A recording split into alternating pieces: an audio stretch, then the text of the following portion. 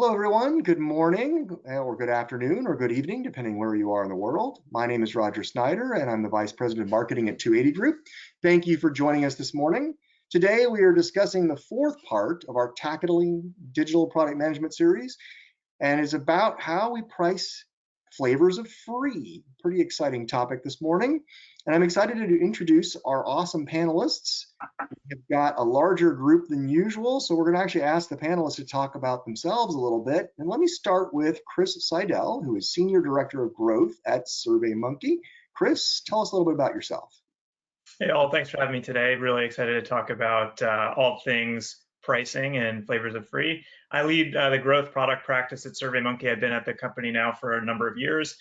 And growth product means lots of different things at lots of different places. We just run tons of experiments to try and figure out how we can grow our high value user base and make sure we're getting folks into the right plans and products that fit them the best.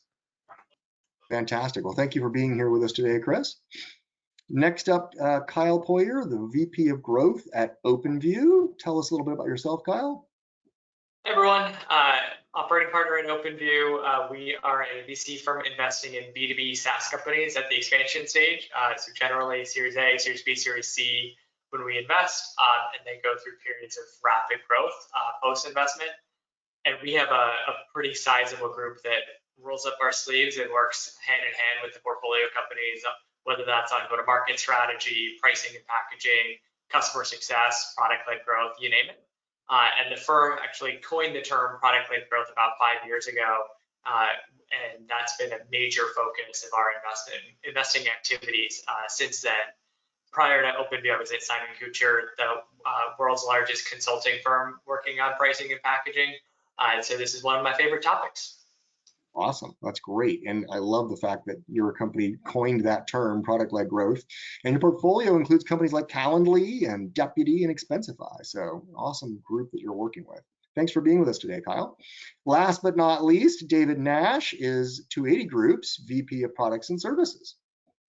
Well, good morning, everybody. We're so delighted to have you with us today. Just a quick word on our panelists before myself. So you got to know that me and millions of other customers use SurveyMonkey every day. We bought into the paid, enterprise version years ago. It's a backbone of our business. So I'm delighted to have Chris with us because SurveyMonkey is such a big part of our life. And about Kyle, if there's one person to read on product-led growth, it's Kyle. So I read Kyle every day. He writes prolifically on this area. If you don't follow him on LinkedIn, you should do that right away. And I'm delighted to have these guys with us today. My role at 280 Group is on curriculum and on product creation. And after coming out of a career of building product and product teams for B2B and enterprise SaaS companies, I joined 280 Group about a year ago, and we brought a whole new curriculum around digital product management to market. We go deep on product-led growth in our digital product management curriculum. And so I could not be more excited to get this series out in front of you again, especially with our guest today. Well, thanks for joining us today, David. So it's interesting, we're all around the world, and that's one of the benefits that this last year has brought is the fact that we can come together so easily. But I think, Kyle, you were saying it's going to snow today in Boston? We're getting a nor'easter. Always happens after you start celebrating at the beginning of spring. It's crazy. Yeah. And Chris, is it foggy up there like it is down here in Santa Cruz? We're actually nice and sunny right now, so I'll take that. And I was complaining yesterday about how chilly it was, but I should probably be quiet after hearing what Kyle's about to go through this weekend. Yeah, and I actually visited David in Portland earlier this week, and it was nice and sunny up there as well. So I was greeted with fog. Keep our fingers crossed. That's fantastic. All right, let's keep going. So a couple of housekeeping items. After this webinar, we encourage you to join our product management community. It helps you stay engaged. It helps you learn about what people are thinking about, what's going on, and it's a forum to chat and exchange questions and best practices and tips. Nicole, our handy lady behind the curtain, will be pasting in this link so you can join our LinkedIn group and join the conversation. And we love interacting with you at 280 Group. And so during this webinar, we really want you to ask questions. We've actually have a fewer than usual number of slides today so that we have more time for some Q&A. We'll try to ask the questions during the slides, but we'll also have some time at the end for Q&A. So use that questions box that you see on your GoToWebinar control panel and enter your questions in so that we are able to see those questions and entertain them and really carry on a great conversation. Now, before we move on, I want to answer the most popular question, which is, can I watch this webinar later? And the answer is yes. We'll send all attendees an email after this after the webinar is over that will include a link that allows you to view the recording in the future. Now, for those of you who are not familiar with the 280 group, I will give you just a quick overview. Our mission is to empower product professionals with the knowledge and tools to build products that matter. And when we say products that matter, we're talking about products that matter to your customers, products that matter to your business to meet its objectives, and products that matter to you as a product manager. Now, unlike other companies, we're really focused on just the needs of product professionals. You can see this big wheel of all the different services that we provide. We're here to help individuals or teams improve in knowledge and skills, services, techniques, processes. So we've got the experience and we've got the services you need. But check us out at 280group.com. I'm not going to go into any more detail here because we want to get into the meat of this topic. And today's topic is a part of our leadership webinar series. It's the continuing part that I mentioned before that we've been doing on digital product management. And that's part of the larger theme of implications of change. There's a lot of change going on in the profession of product management, and digital product management's been a big part of that. So we're excited to be presenting this topic to you today. And let's kind of look at who's attending today. Let's learn a little bit more about our audience. So nearly half of our audience today are product managers and product marketers, but we've got about 20% of folks who are directors or VPs of product management or product marketing, large groups of folks probably interested in the profession or that work closely with product managers, and we've got a good sprinkling of product owners as well. So a good cross-section of folks. I think everyone's going to gain something from this topic on product-led growth today. All right, thanks, Roger. Over to you, David. Awesome. So let's get this ship moving. I'd like to open it up this morning with a quick poll. I'd like you to take a moment and think about a product you use every day, and you probably use several products every day, of course, but think about one that's become really important to you. And let us know if you're using a free trial version of that. In other words, a version where you're getting to use it, but it will time out at some point, or whether you're using a freemium or a free forever version, or if you've already purchased a paid version or you soon expect to. And if you have in each of these categories, then check all of them that apply. Love to see how this space resonates with you. And right, Roger will read back the poll results in a moment or two. Right, so if they're using multiple products and some of them are free trial or some of them are freemium, it's okay to check multiple boxes here? Yes, sir, yeah. Okay, very good. So the poll's been out for a little bit. We've only had 28% people voting, so we'll give them another moment. Okay. Any comments that anybody else wants to make about those choices? Seems we're going to share, and Kyle will share some interesting information with you in a little bit. I don't want to steal his thunder, but you'll see there's multiple ways to skin a cat. That's certainly true. Awesome. All right, well, let's move on. I'm going to close the poll. And let's see what our poll results were. So let me share these poll results. So we had folks, 44% said I'm using a free trial version, and 61% said I'm using a freemium free forever version, and 63% said I'm using some sort of paid version, and maybe I'll be upgrading in the future. So a good distribution. It does seem like all three styles are in wide usage by our audience.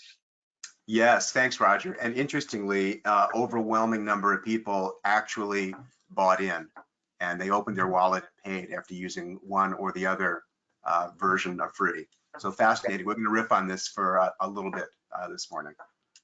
Excellent. All right, I wanted to just recap quickly for those of you who've joined our earlier series on product-led growth with our 5 golden rules. The first is know thy user, and simply said, that means know exactly who's coming to your product, how often, what they're doing, where they're staying, where they're getting value, where they're abandoning. So know thy user is table stakes. You cannot hope to become product-led unless you instrument your entire product and your entire customer journey. Number two, which will be the focus of today, is what we call give before you get, which means when you first onboard your users, make sure they get activated, make sure they have that aha moment and start receiving value before you install the paywall. Great example is the New York Times or any of the other once newspapers, which have all become digital now. You'll get a free number of articles every month. Hopefully you become addicted, as I did, and become paying subscribers. But this notion of give before you get is table stakes. Number three is obsess about growth. This means, again, not just measure everything, but before you can monetize something, you have to manage it. And before you can manage something, you must measure it. So if you don't know what's going on, you don't know what your levers are. Number four, make it easy and make it fun. This is all about onboarding, particularly in B2B space, where many B2B products and enterprise products are still chosen by a buyer who isn't always the user. So if we want to become product-led, we really want to have the users being the ones that we really spend time on activating, on going from that, I know how to log in now, but I really want to get value. So get them to their moment of joy, and hopefully more than one moment of joy as quickly as you can.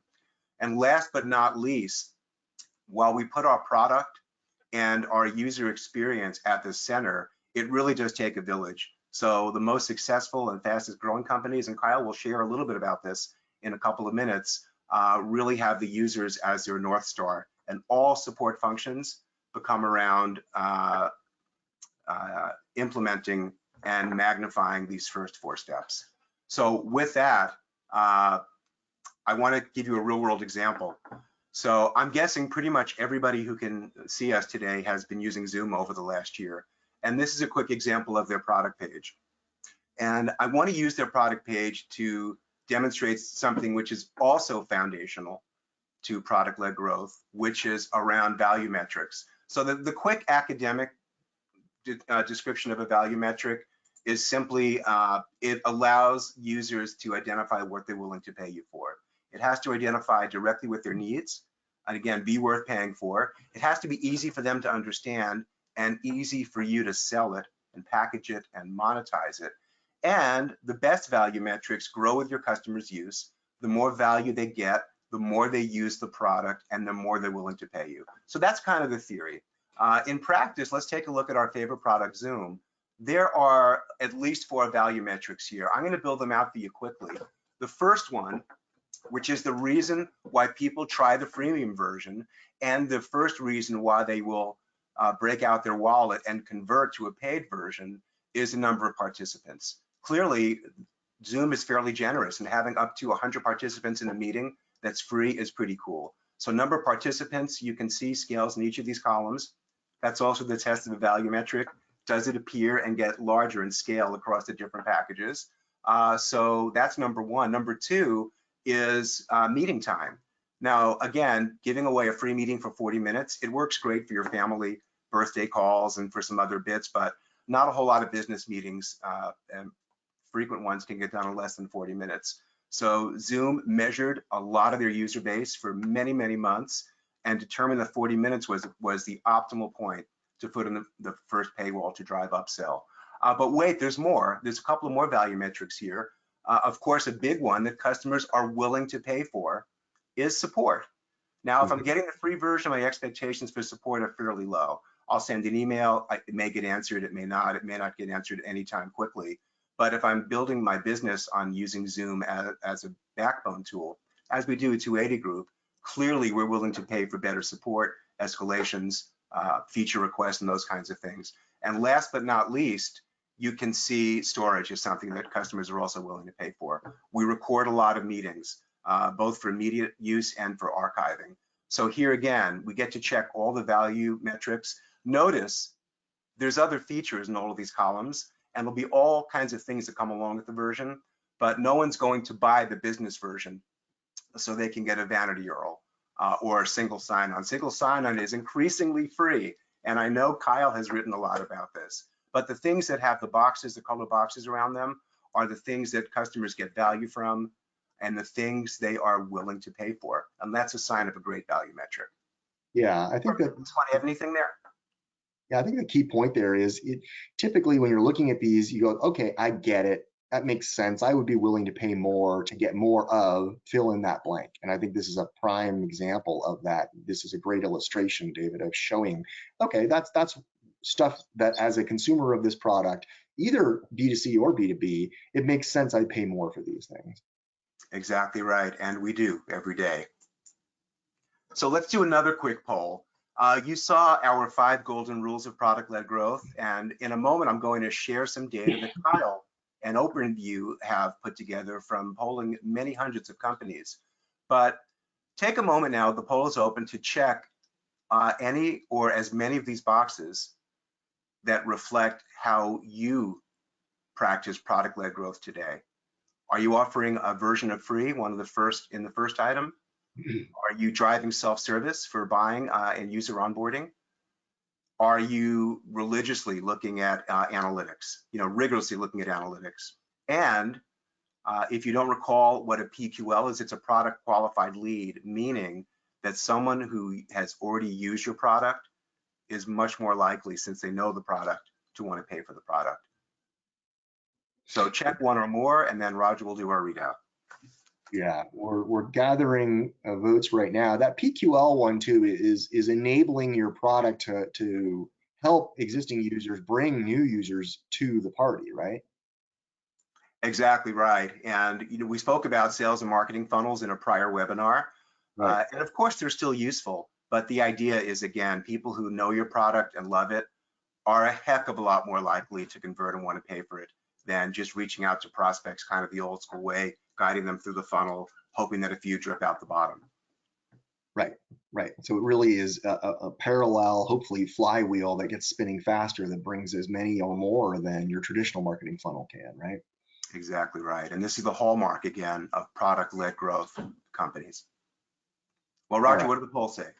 I'm closing the poll. We have got, let me share it with everyone. So a good distribution, actually, and some encouragement, because these are kind of newer things that folks are grappling with. But 45% say that they're offering free trial or a freemium offering. 40% say they're offering self-service buying experiences. 45% are doing in-product onboarding. So hopefully that, consciously making that process quick and easy. 50% product analytics for decision-making. And 30% are proactively putting things into their product that allow it to generate product qualified leads. So a little bit less on that last one, and maybe that makes sense, but any comments, panelists, on this kind of distribution? I want to ask Kyle for what he thinks about this breakdown, because I'm gonna share one of Kyle's stats slides in just a moment. But Kyle, any off the cuff comments?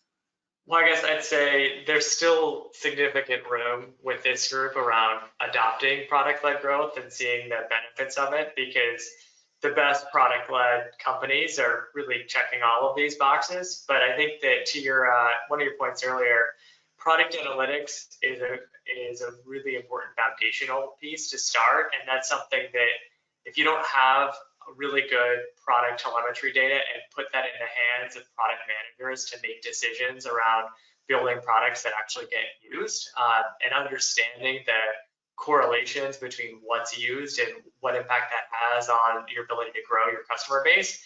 If you don't have that information, you're kind of flying blind. And so really glad that that's in place, because now all of these other strategies are going to help build on that investment that you've made. Right. Yeah, I would just plus one what Kyle's saying there. I think everything else behind that becomes guesswork if you don't have the proper data to go off of. If you can't really measure the things that your customers are using, ignoring, it's really hard to figure out the rest if you don't have those analytics. So great to see that of all of them, that's the one that had the highest percent assigned to it. So that's awesome. But lots of right starting point. First measure, then manage, then monetize. Exactly right. So I'm going to steal, with Kyle's permission, one page out of the really terrific OpenView SaaS metric survey that they do once a year. This one is the current one.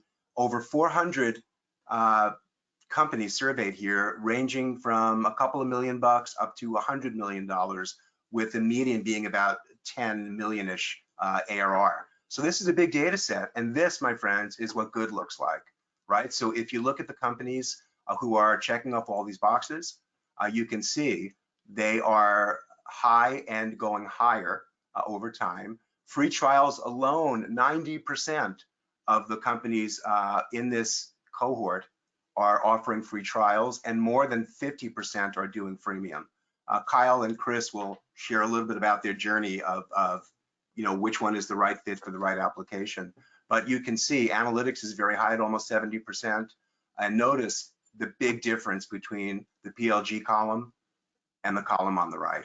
So if you haven't read this report, go download it from OpenView. It's terrific. And again, this should be your benchmark of how to become better and what good looks like. All right, I want to turn it over to Chris Seidell, who has a really cool story to share with you about SurveyMonkey's journey to being product-led. Great. Thanks, David. Yeah, really excited to talk about this aspect of product-led growth. I think SurveyMonkey, it's been around as far as internet companies go a fair bit of time. Grand scheme of things, not that long for all companies. I suspect a lot of you know the company, but not everyone. We don't enjoy global awareness. So just a quick bit on SurveyMonkey. We founded, the very end of the 90s. If you were wade through all the text on this capture of the SurveyMonkey.com site back from the early 2000s, it was a company just built out of a guy's dorm room at university, trying to create an extremely accessible and free, but extremely powerful web-based surveying tool. Just having a look out at the survey market and seeing agencies, it's really hard for somebody to go and do research on their own. There are lots of hurdles. So, hey, great, internet shows up, technology shows up, software becomes cheaper. Let me build a product that puts in the hands of researchers, of end users, of students, of teachers, a tool that allow them to collect feedback. So that's really the essence of the company. Today, we're approaching $400 million in revenue. We have 20 million odd active customers, of which pushing 800,000 paid customers. So the state we are 20 years after the launch, we're in a pretty solid position and continuing to grow pretty rapidly. But I'll take it all the way back to, this is a screenshot from 2003, and I'll walk you through the give before you get journey here for SurveyMonkey. So a couple things to note. Context for SurveyMonkey at this period of time. If you look at all the compare us, you see all these different names. I think about the competitive ecosystem right now and be like, wow, there's lots of survey software, there's lots of feedback tools. It's never been more competitive. But if I take a look back, there were lots and lots of survey companies out there, a lot that do not exist anymore. And there's a couple other things that are on this website here. Clearly, this was built before UX standards really refined themselves, but you'll see two things. Pretty early on, there were two product offerings for SurveyMonkey. There was a professional subscription and a basic free subscription. The reason why the free subscription existed was, when you look at all the competitors down there, we needed to have something to attract as many people as possible. It was a land grab. You're going from no customers, you've got to start somewhere. So let's use free as a way to pull people into the product. They did a very good job of that in their first couple of years. So you need some money to pay for the servers and keep the lights on. So they did offer a professional subscription offering at a very, very modest price, $19 a month, right? The thing at that stage of the company was there was really no bridge from free to paid. There was really no upsell, no paywalls, no free trials, nothing like that would get somebody into that paid plan without just sort of a pre-commitment. So that's the landscape at the time, and 1 out of 100 of our customers were paying us. So what happened then over the course of the next number of years is a whole bunch of things for us to try and accelerate. How do we land grab? We have all those competitors. How do we make our product better and better and better? So we piled on features, we added SKUs. So how do we make our product more compelling, pull people in, get people to pay for us? We added tons of features, We added SKUs to try and better differentiate. Free is good, but look at all the other stuff you can get here just for a little bit more. And still, fewer than 1 out of 100 opted to buy a plan. At this stage, we still only had the free, no bridge to those paid. You had to pre-commit. So, okay, what next? We still have fewer than 1 in 100 paying for us, and we've got all these features. We've got this tiering, really smart tiering. So we really went into how can we be more persuasive? So we optimized UX. Maybe they're confused about the value they could get in this plan or that they could get in this plan. So let's optimize, copy test, do all the things we can do to conversion rate optimize things. So we were entirely focused on pitch and the promise of value. We had to convince people the value that they were going to get, and still we were at a place where fewer than 1 in 100 were paying. So if we go to the next slide, we then took the next step. Okay, so how else can we compel people to pay? So this is where we start getting into where we ultimately ended up. So we started introducing paywalls. We added tons of features. We did a lot to differentiate and prove value in different tiers, but we weren't having the success. We refined our pitch. So what if we, in the product, in the moment, can make people aware of the value that they could be getting and tell them about the value that they could be getting? So we introduced paywalls. This helped out, yes, but we were still in a position of where we were roughly around 1 in 100 people buying. So all of these things are helping accelerate our momentum, but the free base was where it was at, and we couldn't quite get people to convert into that paid product.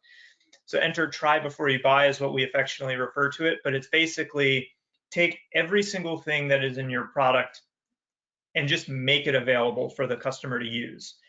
This is not a free trial. There's no obligation to pay at the end of it. It's just simply put everything in front of them, let them play with it rather than tell them the value that they get. Let them see, feel, smell, touch the experience so that they can actually visualize what they're going to get. And in the moment that they've finally configured the thing that they really want, they can see how they're going to get value out of it. Their willingness to pay goes up because this is so much more relevant. And at that moment, that's when we introduce a paywall, a trigger to ask for payment at that moment in time. And this is really where we started seeing going from that 1 in 100 to 2 to 3 to 4 in 100. This is the best way we could get people to see and understand the value of those features that they could have access to if they just upgraded. So if we go to the next. So just a couple quick lessons that, because we've tried free trial, we've really focused in on freemium. And one of the things that's unique, I can't say that this works for every company, but one of the reasons why we feel it's worked well for us is our customers are often non-researchers. So when they're starting one of their projects, they're not seasoned pros and they don't always know exactly what they need to build the survey or to configure their project until they're doing it. So they need the ability to discover features and functionality as they go. Once, as I had mentioned, they can actually configure the thing the way that they need to, at that moment in time, it makes sense for them to make the purchase decision. And free trials don't necessarily lend themselves to that the way a freemium model does, where you can really sort of almost a la carte your way into the plan you're going to purchase. So while trial is extremely compelling in a lot of scenarios, one of the reasons why it doesn't necessarily work for us is that you still run into the same challenges that you would have in sort of a pre-commit and buy before you use the product. We're putting a bunch of product options in front of you and you have to select the appropriate plan that you would want to try versus just go into freemium and we'll give you everything and we'll point you to the right product at the end. So if somebody happens to just say, let me go for the big free, super featureful plan, and then they find out that doesn't necessarily have, or it has way more than that they need and the price point is too high, they'll ultimately bail out of the process and more likely to abandon. It's effective, it drives conversion, it had driven conversion for us, but it was not as effective for us as that freemium sort of pre-configure model for us.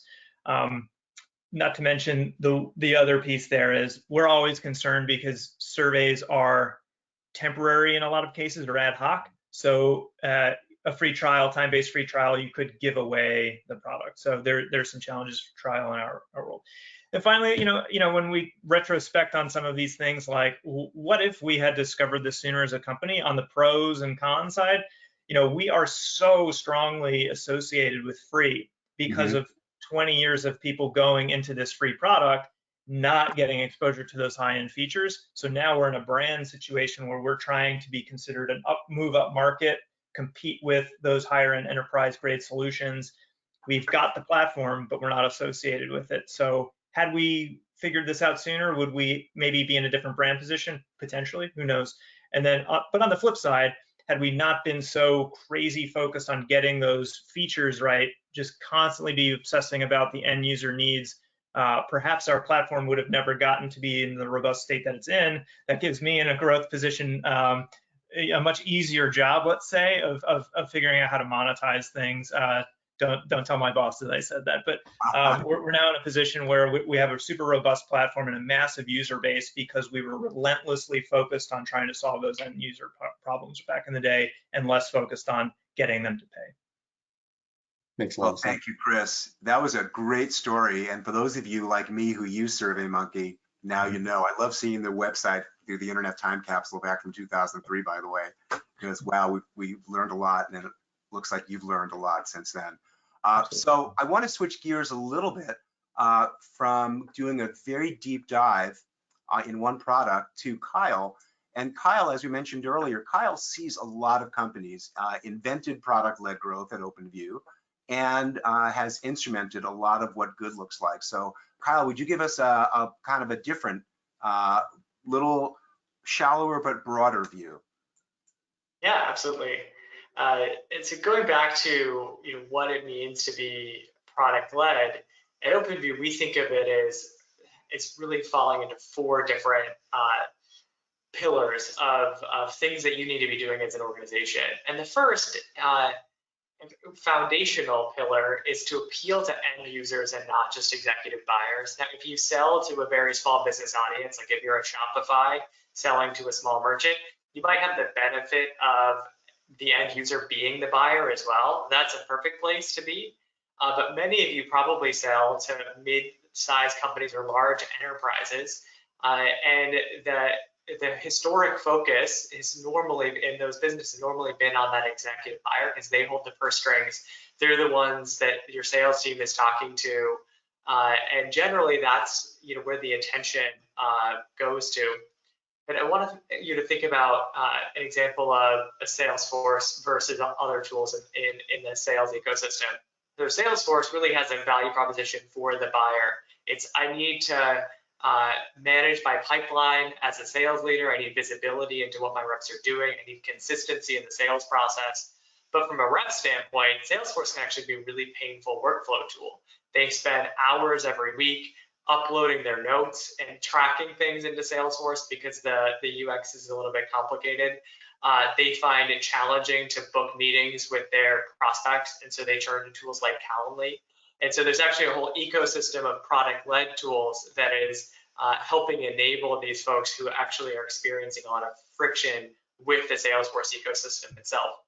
Mm-hmm. And in my view, you're going to have to appeal to both. So you're going to need capabilities for the end user and for the executive buyer. But when we think about flavors of free, that free experience should be aimed more at that user persona, the person who's going to come in, they're interested in trying out the product, they're interested in putting in the time to do that.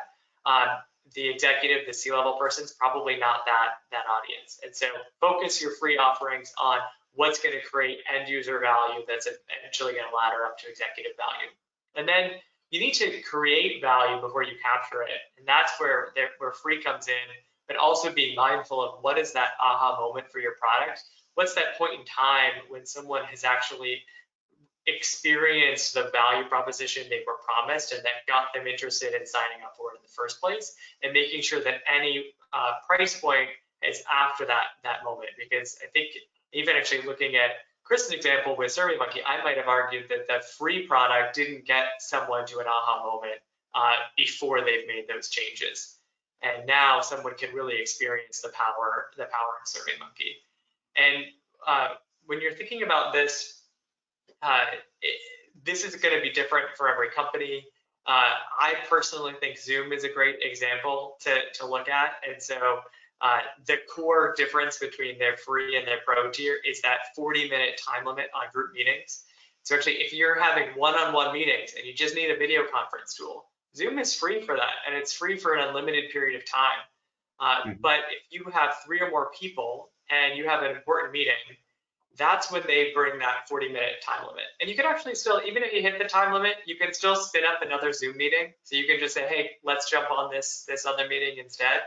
But if you're doing it in front of a client or a prospect, that might not look so good. And you're compelled at that point to take out your credit card and pay for the paid edition. And they said, I believe it's more than half of their customers that spend over $100 grand a year started with a single free host. And so these freemium editions even work for a business use case, as long as you're mindful about that paywall coming after someone has experienced value. And then actually, can we go to the next slide? So where this debate comes to is, it tends to be not, do we need free in general? It's about, do we go freemium, which is where you have a free offering that you can use in perpetuity, but generally with some limitations. Maybe it's not as fully featured, or maybe there's certain usage limitations. Or do we go a time-based free trial where someone could use the product for, say, 7 days, 14 days, 30 days, generally is more fully featured, but has that time limit to create urgency. And when we do research with companies, this is from our 2020 product benchmark survey, we looked at, for companies that have a freemium motion versus a free trial motion, what do their funnels look like? So for every 1,000, in these, the specific image is showing, for every 1,000 people you get to the website, how many sign up to get into the product in the first place? And you'll see that freemium products do a lot better job of getting people into the product. Maybe it's because they don't need to kind of pick a plan first. There's also, they know that they can just jump in. They don't have to wait until they're ready to jump into the product, since there's not that time limit. So freemium gets more exposure to your product. And if you have some sort of virality or collaboration where your users are sharing the product with others, you really want to open up that product to more people.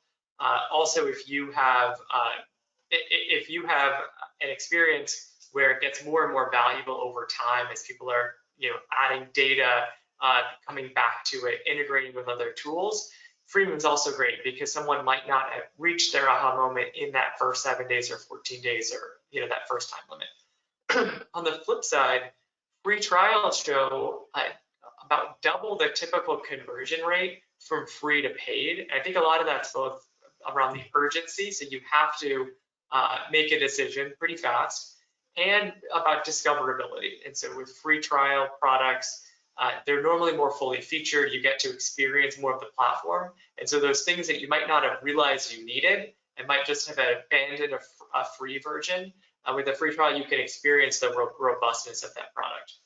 And so where they net out is actually not that different in the end. And this is where I think where a lot of folks struggle is, I am really on the fence, freemium or free trial. Now, my view personally is that you don't have to choose. And I think that you can take the best of both worlds here. And so more and more I'm seeing companies have a free trial and freemium edition at the same time. So if you look at Calendly, which is one of our portfolio companies, which is an app to help with meeting scheduling, when you sign up for Calendly, you get 14 days with all of the features included. And then if you don't upgrade at the end of the 14 days, that's fine. You can continue to use a pretty generous free version in perpetuity, but certain things start going away, being hidden behind a paywall. And in particular, the number one thing that goes away is, instead of having as many meeting types active as you want, so a 30-minute meeting, a 15-minute meeting, 45-minute, certain schedules blocked off, you only can have one active at a time. And that just becomes really painful for your workflow. And you're like, I just paid the $10. This is working well. I'm using this all the time. And so it helps both drive that discoverability and helps people realize what they would be missing if they didn't upgrade. Fascinating. Yeah, definitely. And I like the point that you made, Kyle, that it's a mix of kind of the best of both worlds, possibly, depending on your business. We had a question that I wanted to come back and answer live now. And it was from Kat. She or he asked, we're launching in the coming months. If our competitors have tiered pricing options and aren't offering a free option right now, and we go to market with a free option directly competing with the competitor's lowest priced tier option, what are the potential risks? Oh, Kyle, what a great question for you. Would you lead off on that? Yeah, I mean, I think you have to look at it as risks and as opportunities, right? Your packages and pricing are a great way of contributing to your growth, and also being able to beat competitors. And so I think that if you go down the free route, that's a really strong competitive move to be able to attract folks. And so if they're doing a comparison point, they might as well just jump in and try your product. I think that there's a lot of cases with speed wins. And so if someone is trying your product, seeing value in it, they might not even have time to do a full demo with the competitor yet, and they're already seeing value in using yours. Or you might even find that they don't even contact the competitor because they've customized the product, they're starting to invite other people in. It's actually a little bit painful to then try to move off the platform since they've essentially made a decision already. It's almost like once you've tried on a pair of jeans at a clothing store, if those jeans look good on you and you like them, you're probably not going to go next door and try on another pair of jeans. You're just going to buy them at that point. And so I think that free has a really great competitive opportunity. The questions become, can you fence off the value of free versus the value of paid and create a reason for someone to upgrade and want more? And to me, most companies do have an ability to do that. I tend to lean toward being fairly generous with the features of a free edition, but having a usage-based trigger that drives conversion to paid. And so the Zoom 40-minute time limit is that great point in time when someone knows now is the time when I need to pull out a credit card. And Atlassian, their products have a 10 user limit, for example. In many companies, that there's some sort of usage event that is after someone's reached their aha moment, but that prevents any large enterprise, large customer from seeing the full value across the organization without paying for it. I think the other thing is, do you have an experience that can quickly get that free user to see value in it? Because the ability to win and do all the things I just mentioned depends on the experience that you create for that person who comes in and tries out your product. If they find it easy to use, they can get value quickly, ideally within the first day or couple of days, then they're off to the races and they're probably going to convert eventually. But if they can't or need a lot of help doing that and support resources, or they just kind of come in, look around, abandon the product, that's not going to put yourself in the best light. And so you have to do some real soul searching of, is your product actually capable of delivering a solid self-service experience to that first user? Right. What a great answer. And I would direct you back to the earlier OpenView SaaS survey that we shared, right? Where you saw overwhelming, the best of the best are increasingly not just free trials, but more than half have discovered that freemium is unlocking great conversions, creating those switching costs. And this gives you a chance to be the disruptor. And it's not a race to the bottom, just in case, anyone plays old tapes with you, right? This is about getting customers addicted to value, and out of there, they're going to have much more likely to stick around with you. Yeah, and I was just going to end on this last slide here, talking about, I think people know about SurveyMonkey from the free edition and the brand reputation that's created, but what's not talked about so much are companies that added free to their business later on, and why they did it, what happened. And so what I think is actually really interesting is in the last 12 months, COVID forced a lot of companies to start to test out a free edition because they were eager to just get people in and trying out their product. And so we saw Pluralsight had a free April campaign where the product was completely ungated for a full month. That brought in 1 million new signups. They said it was their best campaign that they've ever run. Atlassian, around that time, I think maybe a little bit before, introduced freemium editions for all their products before they had a free trial-based model. But what's actually challenging is that users that were on one product from Atlassian had to get admin approval to spin up a free trial of another product because they needed a credit card on file to pay for it. So their existing users were actually not trying out other products with Atlassian. And now that there's a freemium model, the end user, anyone within that Atlassian account, can try out the extra product, start inviting others, see value, and then ask the admin for that credit card over time. And I think a few other examples I call out here are GoDaddy. And so GoDaddy is known for website hosting, but they have a bunch of website and marketing tools as well. And they started testing freemium as a small scale experiment in the spring around the time of the pandemic. But they launched it as a true A/B test with a percentage of their traffic. And they've now actually scaled that to 100% of their traffic because of the results they've seen and being able to have that comparison. And they've seen millions of new signups and higher than expected conversion. And so while GoDaddy is really not a new company and it's not known for freemium, it shows that you can kind of pivot towards this model. A final example I just share is that in certain industries, free trials can even be fairly disruptive. And so ZipWhip is a portfolio company of OpenView's.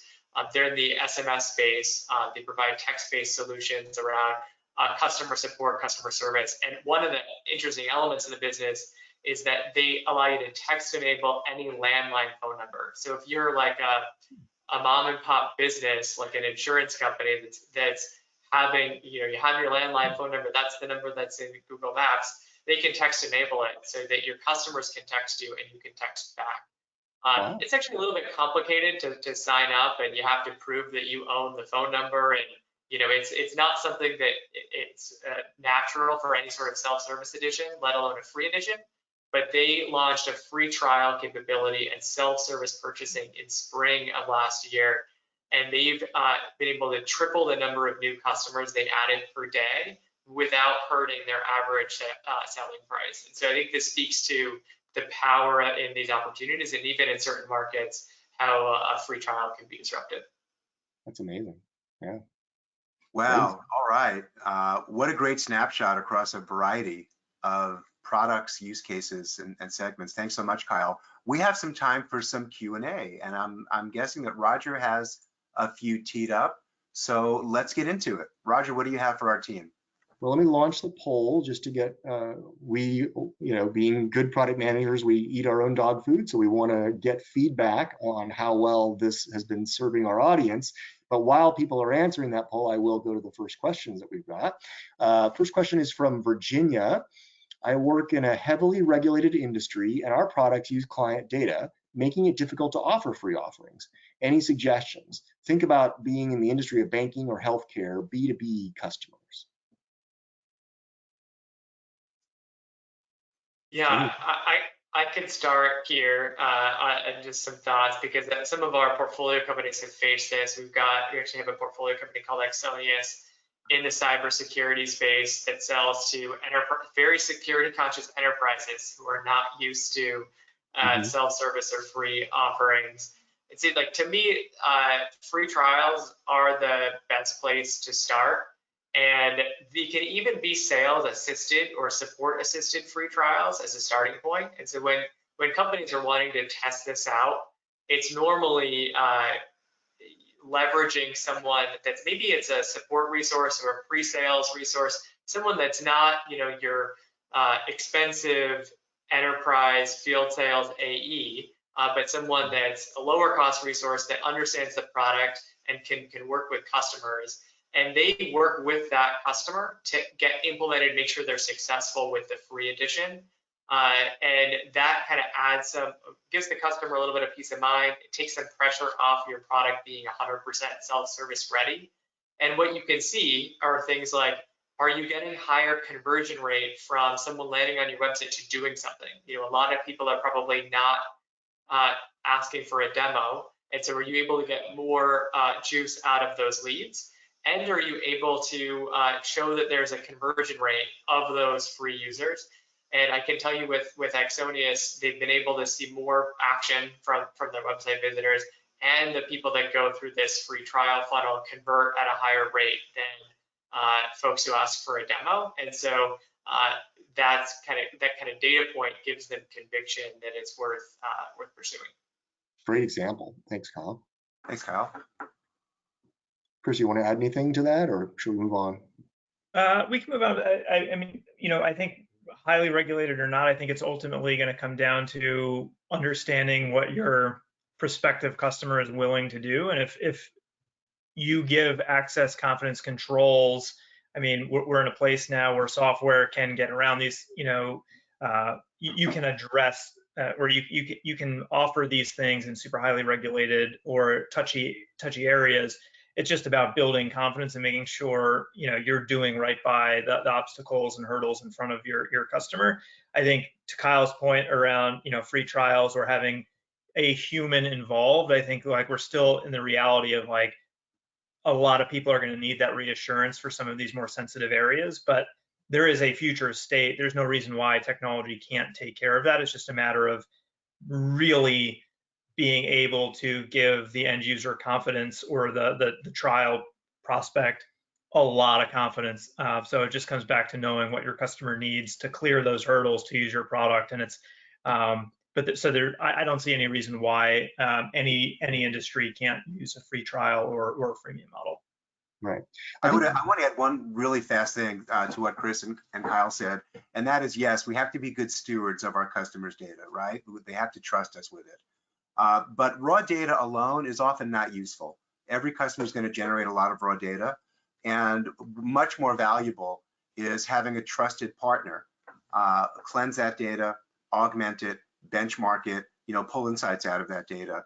And that is where, customers are very willing to pay for their data, because their data alone, turns out it's noisy, it's got bad data, and it's just not useful for them. So with a lot of value adds that, for example, Kyle's portfolio company can monetize are what becomes of that data above and beyond treating it safely.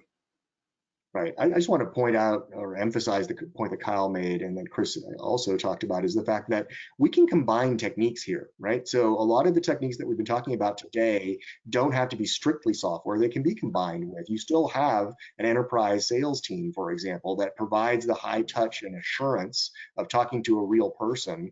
And that helps convey some of that confidence that Chris was talking about that you need. Yeah, we've got the security, we've got the proper, being able to take care of the personally identifiable information. All of that is being properly taken care of. It's important. All right, let's move on to the next question. So Haruki asks, appeal to end users was on one of our earlier slides. In B2B, there's a situation we still need to rely on consultative sales activity. Okay, so what we were just talking about, where CXO people are still expecting they would like to make a call for contract.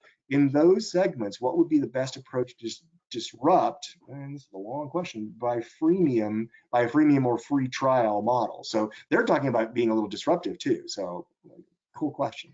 Yeah, I mean, I think that the reality is that C-level folks at mid to large enterprises are probably not the ones who have time to try a free version of anything.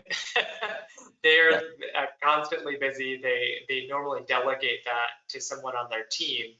I think that in those cases, you probably do have some sort of contact us, like consultative selling process in the works, and that's available if people opt in. But then that free experience is going to be more aimed at the people on their team that might try out the product and then go to their boss and say, hey, we're using this, we're seeing value, this is extremely impactful for us. We actually want to make a larger purchase of it. And odds are that those executives are going to defer to the voices of the people that they're working with, rather than feeling like they need to have too much top-down control. I'd say what is potentially interesting from that C-level perspective is to take those insights that you get about the industry or about the users within that organization So if you're, imagining like a Pluralsight as an example, which is developer skills platform, they've got tons of solutions and tests for individual engineers to check their skills in different coding languages and various things that they need to do. Well, then they can actually go and have a conversation with the CIO about, hey, how strong is your organization? What skills do people have? What skills do they really need to brush up on? And by having a robust free product and individual user product, they can go in with an insight-driven sale that is really unique in terms of, it's something that C-level person actually wants to talk to them because they know things about that business that CIO doesn't know about. Right. Just to add a little color, because enterprise sales here. Sorry, Chris, go ahead. I was just going to say, this touches on something that is like near and dear to SurveyMonkey at this moment in time. The 20 years of free and sort of individual freemium user growth has gotten us to a place where there's virtually no large organization across the globe that doesn't have a SurveyMonkey footprint. So we're in the situation now of sort of the reverse of a lot of enterprise companies where it's like we are distributed everywhere. Now we've got to go in and have these conversations with CIOs, CXOs, and kind of say, hey, look, you've got 60 people in your organization, or you've got 6,000 people in your organization using this. So there's challenges with that, but there's incredible opportunity. What Kyle was pointing out, it's like if you can be effective at sort of distilling down what are people using for, how much are they using, how are they using it, you can go in and really kind of talk about like the value is proven already. It's in your organization and they're doing these things, and that should make a sale hopefully more effective. Not all that easy, but they're certainly being able to look at the end user landscape. What are they doing? And packaging that up as a value story for the buyer is a really effective strategy. Talk about the power of a product qualified lead, right? So in Chris's case, 10 or 100 or 1,000 PQLs, they already love your product. What a great discussion for an enterprise sales rep to have, as opposed to trying to break in. Right. So bringing together the best of both worlds here. I love it. So a couple more questions. We have only time for maybe one or two more. So Drew asks, I'm not a SaaS provider. How do I do these free offers? So outside of SaaS, right? Oh, can I take this one, Roger? Yeah, go for it.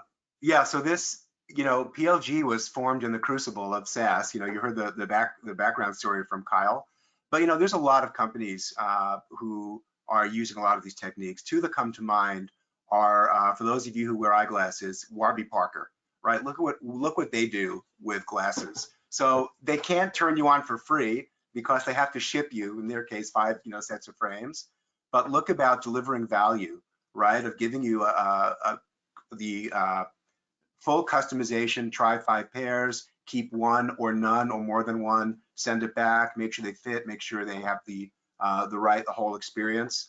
And they have taken a tremendous share of the subscription eyewear market away from the storefronts and the optical retailers. Or another one that I firsthand used with my son's wedding last year was the Black Tux, right? Here's a company that rents tuxedos. You're not gonna find a more traditional business than apparel rental. What do they do? They have innovated the entire user engagement experience. So you are delighted. They manage your calendar. They manage your fitting.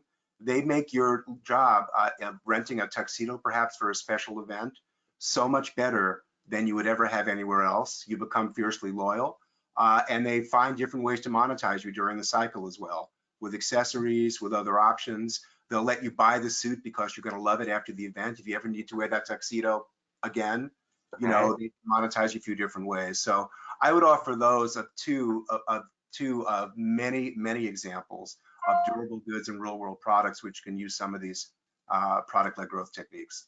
Right. So they combine software, providing the scheduling, for example, capabilities on the web for their traditional physical product. That's a great example. Exactly right. The Black Tux and Warby Parker UX, it's class.